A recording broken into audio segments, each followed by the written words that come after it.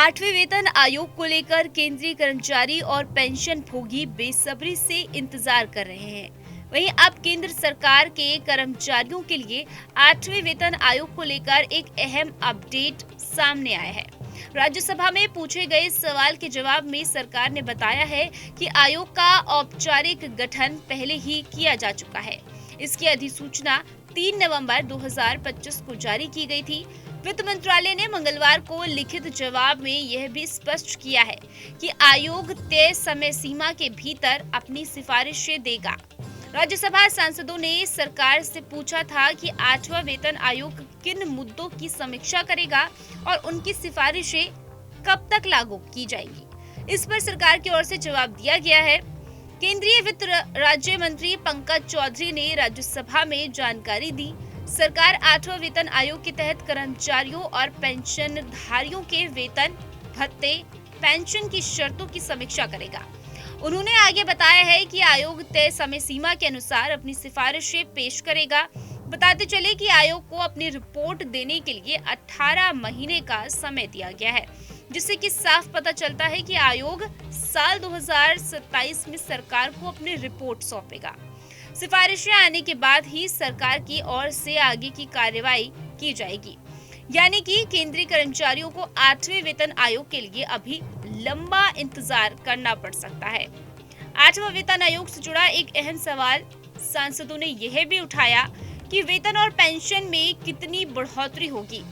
इस पर सरकार का कहना है कि ये अभी तक नहीं पता है। कुछ मीडिया रिपोर्ट्स और एक्सपर्ट्स कहते हैं कि फिटमेंट फैक्टर बदलने से 20% से 35% तक बढ़ोतरी हो सकती है, लेकिन सरकार ने कहा है कि सटीक प्रतिशत आयोग की सिफारिशों पर ही निर्भर करेगा।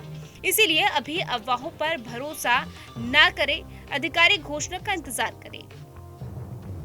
केंद्रीय संगठन लंबे समय से मांग कर रहे हैं कि महंगाई भत्ते यानी कि डीए का 50% हिस्सा मूल वेतन में जोड़ दिया जाए।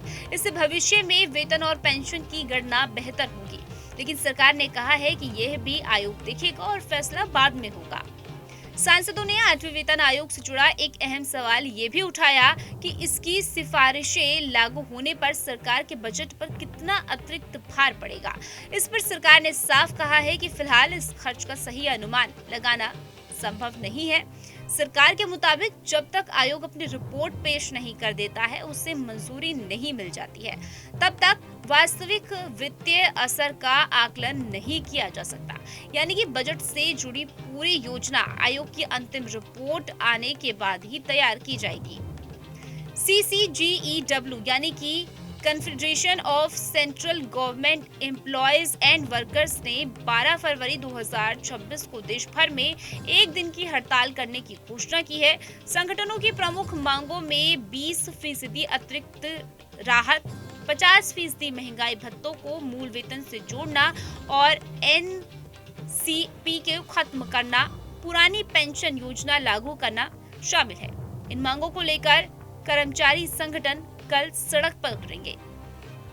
फिलहाल ये अपडेट उन कर्मचारियों और पेंशनर्स के लिए राहत की खबर है जो कि लंबे समय से वेतन संशोधन की मांग कर रहे थे।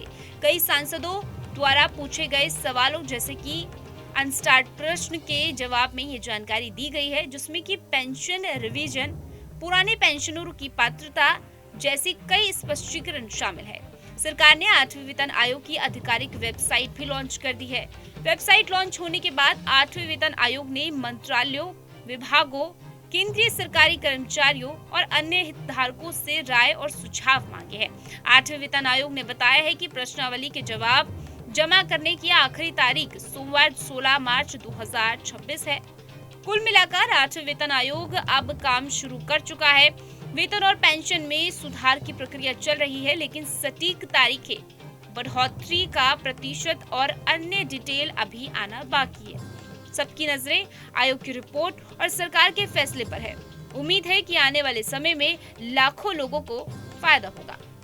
Team news street. आपके मोबाइल पर तुरंत आएगी ब्रेकिंग न्यूज।